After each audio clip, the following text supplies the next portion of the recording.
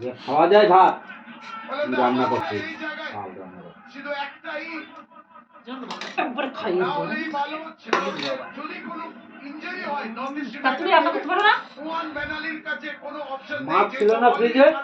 মাছ ভাজা, এই যে মাছ ভাজা, ভাত খাওয়া বাঁধাকপি, রুটি, এই যে বাঁধাকপি চচ্চড়ি, আর কি চাই?